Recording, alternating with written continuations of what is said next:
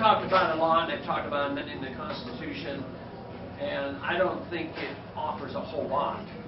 It should be balanced, but if you still have the attitude that we have to run the welfare system, and you want to police the world, and you want to balance the budget, it means you have to double your taxes. Especially if you reject the idea that we shouldn't print the money and have the inflation. And that will come to an end, and they know there's a limit to that. But if you want just balanced budgets, it's a very serious problem. But it's also a very serious problem to spend too much and it's unbalanced, and then push the payment off to a younger generation. Say, well, you can pay it later. We'll borrow the money. You pay it later, or we'll give you inflation. We'll print the money. And then certain people suffer a lot more from inflation than others because it's not equal. If everybody's salary went up and everybody's prices went up equally to the valuation of the dollar, it wouldn't be that bad, but it doesn't work that way. Some people suffer a lot more than others, and some people benefit. Matter of fact, that whole system allows wealth to be transferred from the middle class to the rich. And that's one thing a lot of people don't understand.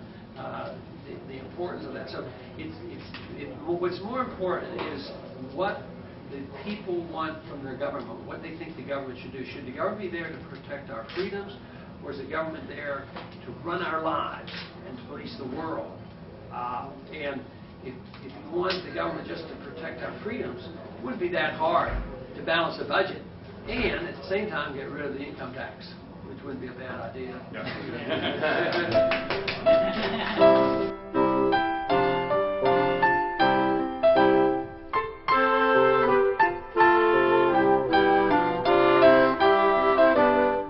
It's not easy to decide. First off, I think government investigations aren't worth a whole lot. You know, when you think about Waco and Ruby Ridge and assassinations, it seems like they create more questions than answers, and I think the 9/11 did too.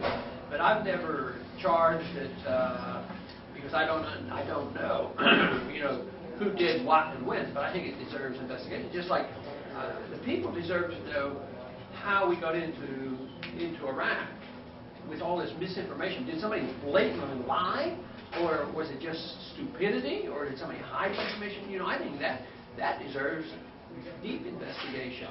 But the whole thing is where do you get a good investigation? That means you have to have a better government where you can trust the government.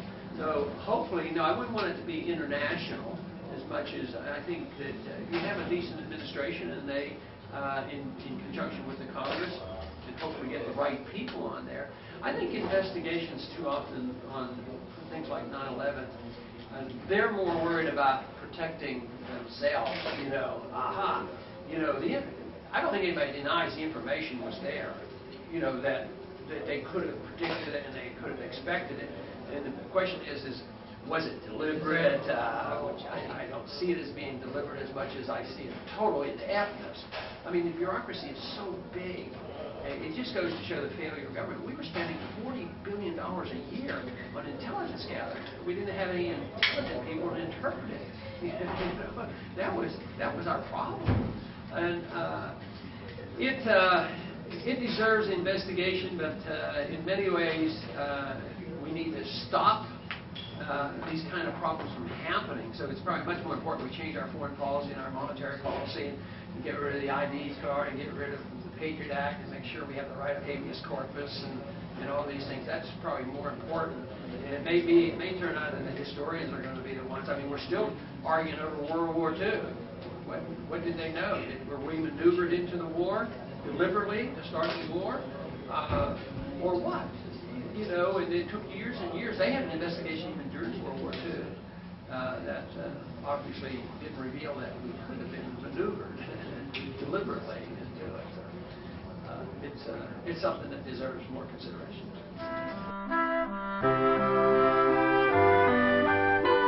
My main thing is broad, and that is my position on taxes as a member of Congress and running for Congress has always been, I've always promised that I will never vote to raise your taxes.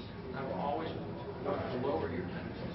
And I would do anything conceivable to eliminate the IRS and repeal the 16th Amendment. But that itself isn't the total answer, and I alluded to this before. You have to change our attitude of what kind of government we want.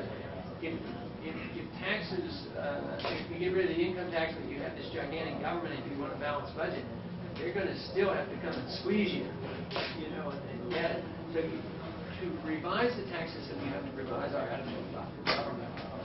I think the income tax, I see two things as evidence that the government assumes they own you, your body, your life, is the income tax. This makes the assumption that the government owns all your income, and they allow you to keep a certain percentage under certain conditions. So that's ownership of your economic life.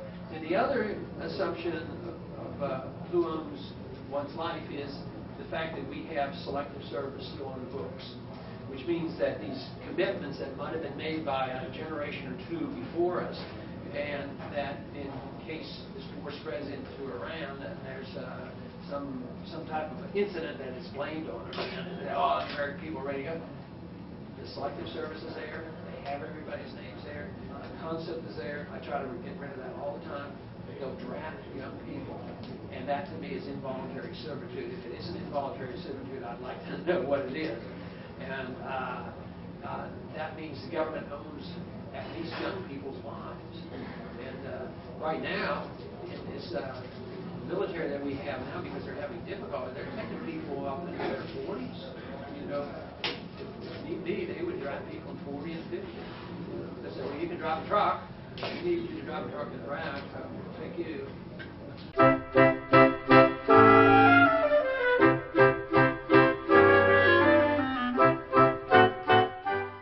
would tell them to quit being the policeman up there and patrolling the streets. I just think the Iraqis do it and start moving them out. And I look for a very charitable organization in Iraq, if there is such a thing, donate the embassy. The embassy that we built, I think it's costing us $1 billion. And then I would also donate all the bases, 14 major military bases, because when we tell them that we're not there permanently, we're not there for oil, they don't believe us. If I wanted to believe us, I would get rid of the embassy and open up a small office with a few ambassadors there. But it's a huge, it's a city that we're building, and it's so symbolically bad for us. We can, close down Guantanamo and Abu Ghraib and get out of the torture business and the rendition business and send out this message. But no more Americans should control those streets. We should turn the Navy around, take the Navy off the shores of Iran, and tell them that we're not threatening you. I'd like to get rid of the sanctions. Sanctions are an act of war. So we had sanctions on Iraq for 10, 12 years. Tens, I know, hundreds of thousands. Some people estimate 500,000 children died because we wouldn't allow them to have medicine and food. And we wonder why they get annoyed with us.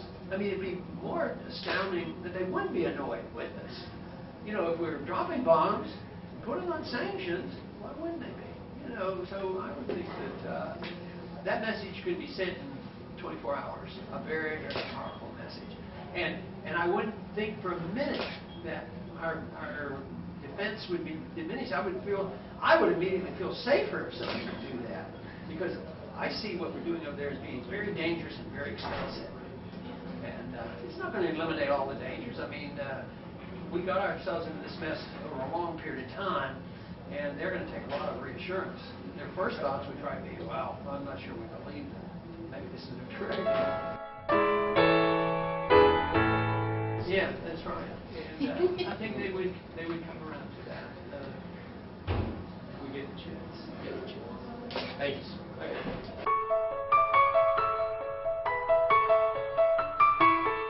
And that, of course, has been the prevailing attitude since 9/11. Everything is a security threat, so they have to know everything about us, and that's why we have to have national ID cards.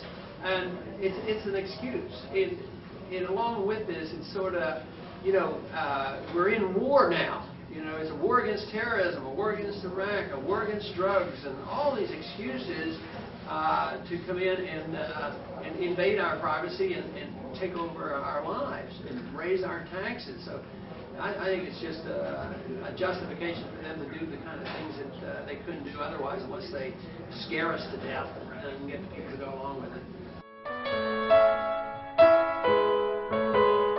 I think we should just follow the Constitution on that, because FISA was meant, when it was written up, it was meant to restrict it, but in a way it legalized easy search warrants, and I think they should be difficult. And you know, I think just as the president is authorized to defend his country for attack, I think there are times when if there was an authorization to do something that was imminent and they go to a court within 24 hours, I don't think anybody would be forgiving about that, and that would be permissible. But that whole FISA operation and the ignoring of FISA, because the thing is, even though that it was designed to restrain, they even ignored that as well.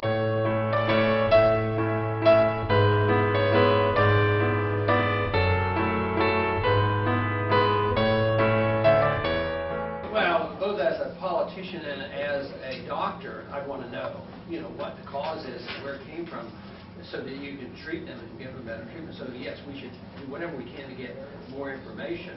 Of course, the most important thing we do is change our policies so we don't perpetuate this on and on and on. I mean, it's continuing. Imagine people are potentially getting sick or cancers every single day. I mean, who knows what kind of illnesses that these people might come down with in the next 10 or 20 years from now. So it's first to stop the bleeding, so to speak, and get them out of harm's way. And the next thing is to fund these programs. I still have to fight to get my veterans their treatment and all. It's not easy to just walk in and get treatment. So, and after them being dragged off to war and put through this, that's top priority. But I don't see how where we're going to get the money other than borrowing unless we change our foreign policy. This is the only place that I think politically you could cut in order to bring sense to our budget. I mean, you can't. And they are doing some nickel and diming on some of these domestic programs about, let's cut back a little bit on a medical program here and there, and it doesn't make any sense. Or building infrastructure in this country. If we change policy and bring a couple $100 billion back home, we really could cut the deficit as well as funding programs and making sure these veterans are taken care of. But it is a major problem.